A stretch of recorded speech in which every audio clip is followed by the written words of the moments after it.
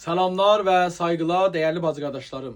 Çox yaxşı bilirəm ki, son 72 saatda çox stresli ləhzələr keçirirsiniz və çox nigeransınız. Ancaq bunu bilməlisiniz ki, 40 ildir Güney Azərbaycan gəncliyini, Güney Azərbaycan cavanları, türklərini zindana atan, şikəncə verən, öldürən İran rejimi, İran ittilatı, İran sipahi, İran polisi bugün İsrailin qabağında kişmat olubdur. Və İsrailin Güney Azərbaycan torpaqlarına, Tehrana və İranın hər bir yerə saldırısına qabağın ala bilmir. Düzdür, hər gün İsrailə 200-300 muşəh vurur.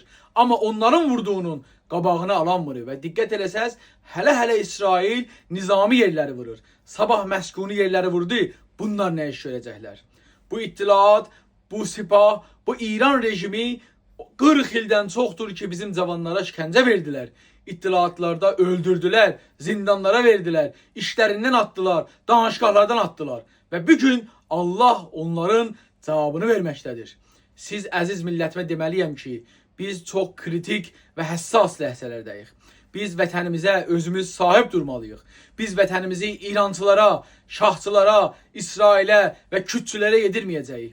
Güney Azərbaycan türklərinindir və türklər birlikdə olacaqlar, ayaqda olacaqlar və biz öz vətənimizə hakim olub özümüz müdiriyyət edəcəyik. Gənə sizə danışacağam və bu önümüzdəki neçə gün çox həssas günlərdir. Çox diqqət ilə saniyə-saniyə izləməliyik.